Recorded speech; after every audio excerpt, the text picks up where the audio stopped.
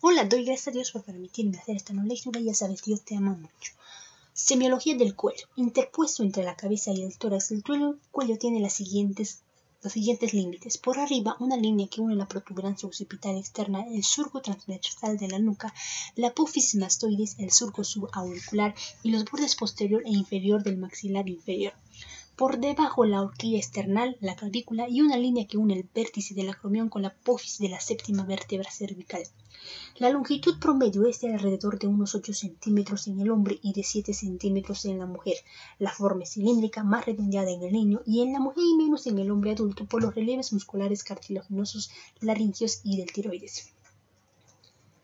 Identificación de los puntos de referencia. El examen del cuello siempre debe llevarse a cabo sin prisa y con cuidado. Será más fácil si se tiene presente las referencias del músculo, vasos y estructuras óseas o cartilaginosas. La primera maniobra es la inspección y determinación de las regiones anatómicas. Esto posibilitará el posterior reconocimiento de las estructuras normales y anormales. Triángulo del cuello. El músculo esternocleidomastoideo divide el cuello en dos triángulos bilaterales anteriores y dos posteriores. En el triángulo anterior se localizan todas las estructuras situadas frente al reborde anterior del músculo esternocleidomastoideo y son la laringe, tráquea y la glándula tiroides. Se puede identificar fácilmente porque se desplazan hacia arriba al tragar. La arteria carótida pasa justamente por delante y paralela al músculo esternocleidomastoideo. Los ganglios linfáticos cervicales anteriores se localizan en el triángulo anterior. El triángulo posterior está limitado por el borde posterior del músculo esternocleidomastoideo, el borde anterior del trapecio y la clavícula. Los vasos subclavios y el plexo braquial pasan por la región inferior de este triángulo. En él se encuentran los ganglios de la mandíbula. Región submentoniana es una pequeña región triangular situada justamente por debajo y detrás del mentón. Regiones preauriculares y postauriculares. Las regiones situadas por delante, preauriculares, y por detrás, postauriculares del pabellón de la oreja pueden ser ricas en signos. Por delante de la oreja se palpa la arteria temporal superficial y también se encuentran muchos ganglios linfáticos. La glándula parótida está situada por delante de la oreja en el ángulo de la mandíbula. Por detrás de la oreja se encuentran ganglios linfáticos. En esta zona se puede localizar la apófisis mastoides. Anamnesis de la semiología de los órganos del cuello. Siendo la patología de esta región dependiente de los órganos contenidos en ella, fundamentalmente la glándula tiroides, la laringe, la faringe y el esófago cervical, además de las afecciones de los ganglios, se comprende que los síntomas dependerán de los mismos y fundamentalmente será dolor con la localización según el órgano afectado y topografía ganglionar o glandular, tiroides, glándulas salivales y con modalidades según el tipo y evolución de la afección de las mismas. En algunas situaciones, tal como la cialolitiasis, el dolor puede ser agudo y en crisis recidivantes. El paciente puede llegar a la consulta por presentar disnea, ronquera, cambios de voz y disfagia o por síntomas en órganos extracervicales en relación con la patología tiroidea existente. Otras veces la anamnesis refiere que el enfermo ha notado un abultamiento cervical anormal. Métodos de examen. El examen semiológico del cuello ha de realizarse en forma ordenada, descubriendo de ropa hasta las axilas, ya que esta práctica permite la inspección y la palpación total, incluyendo las fosas supraclaviculares. Se realiza con el enfermo sentado y en decúbito dorsal. En la primera posición, el médico se sitúa primero por delante y luego por detrás. Con el enfermo acostado, el médico se ubica a la derecha o a la izquierda de la cama. Inspección. La inspección del cuello nos permite reconocer su forma general, si es largo o corto, delgado o grueso, conforme a la constitución del sujeto o a la afección de factores patológicos. El cuello es cilíndrico en general en la mujer y en el niño, presentándose más angular en el hombre por el relieve de los músculos y de la laringe. Es corto y ancho en los previlíneos y tiene igualmente estos caracteres en el caso de tórax enfisematoso. En cambio, aparece largo y delgado en los longilíneos con relieve acentuado de la laringe. Por adelgazamiento y especialmente en su grado máximo, caquexia, el cuello muy delgado parece alargado por la concavidad manifiesta de las fosas supraclaviculares y supraesternal. Se puede observar un cuello corto en el síndrome de Klippel-Feil Un cuello engrosado en el hipotiroidismo por edema, por tumoraciones tiroideas submentunianas, submaxilares o de la región esternocleidomastoidea por patologías de las glándulas salivales, etc. En los obesos la sobrecarga adiposa lo ensancha, llegando a ciertas oportunidades a producir el denominado cuello proconsular, deformación que puede ser también determinada por el aumento del volumen de los ganglios, como sucede en la linfogranulomatosis maligna. En los casos de compresión de la vena cava superior en el mediastino, el cuello se ensancha por el edema y aparenta estar acostado por la infiltración edematosa de las regiones vecinas. Debe realizarse una inspección cuidadosa de la piel buscando dermatosis, erisipela, eritema emotivo, cianosis, sífilis pigmentaria alveolar con leucodermia, collar de Venus, fístulas, lesiones frecuentes por supuración ganglionar en la región lateral del cuello o región esternocleidomastoidea, también llamada gotera vascular. Muchas veces por adenopatías tuberculosas, circulación venosa, etc.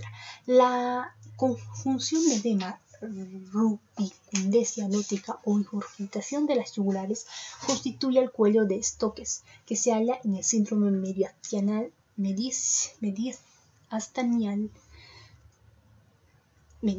anterior y el síndrome de la vena cava superior. Anormalidades en la posición del cuello, posiciones antiálgicas, tortícolis, espondiopatías, opiostótonos.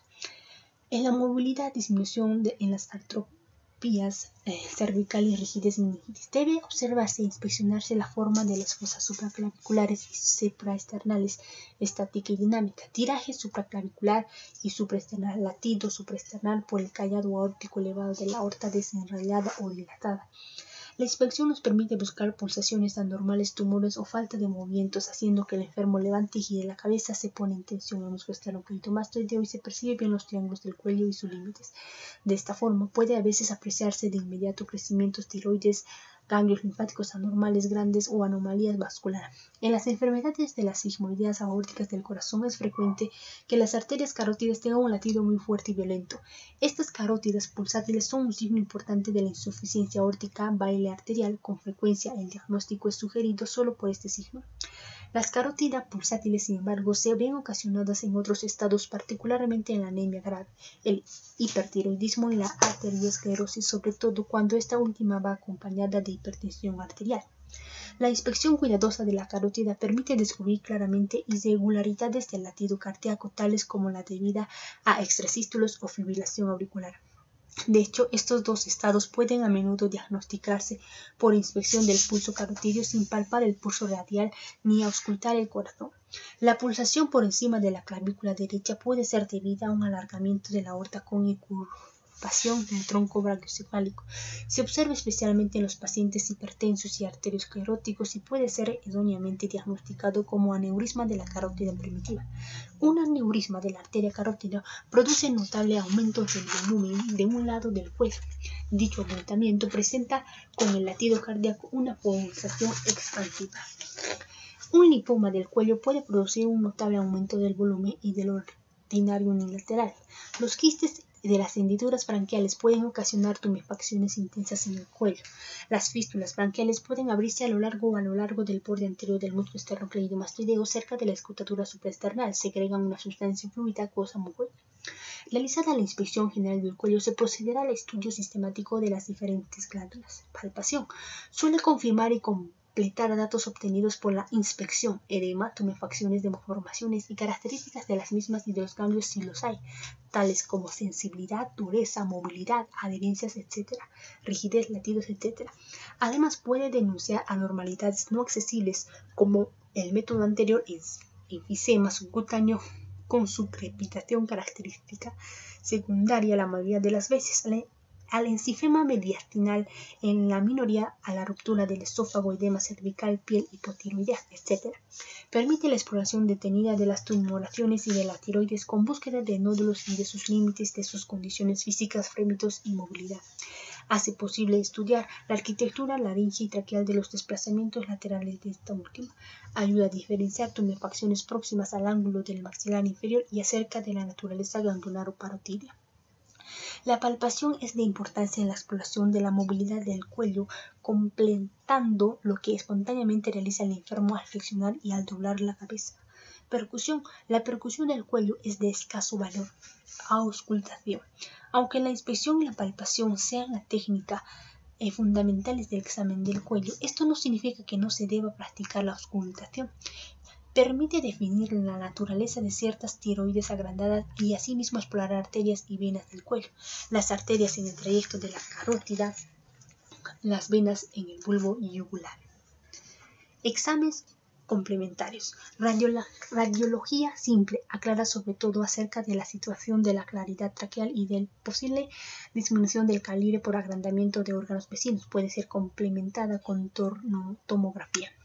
Radiología contrastada, fistulograma, etc. es de rigor frente a aquellos procesos cervicales sospechosos con el objeto de establecer su profundidad o topografía. Centellograma tiene su aplicación en el estudio de la tiroides. Se realiza con yodo 131, sobre todo en el tiroides nodular, a los efectos de establecer el carácter del nódulo frío o caliente, lo que permitirá condicionar conductas quirúrgicas, sobre todo en el primer caso, pues el nódulo frío es potencialmente malignizable. Este método también puede utilizarse empleando un isótopo de oro AU y sirve para poner de manifiesto el sistema ganglionar, su afectación e indemnidad frente a procesos malignos. Finalmente, la función biopsia y la biopsia quirúrgica, que en nada se diferencia de las que se practican en otros órganos. Y el verso de hoy es Salmo 38, 1 y dice: Y Jehová, no me reprendas en tu furor, ni me castigues en tu ira, porque tus saetas cayeron sobre mí, y sobre mí ha descendido tu mano. Nos vemos en el próximo video. Suscríbete a nuestro canal y ya sabes, Dios te ama.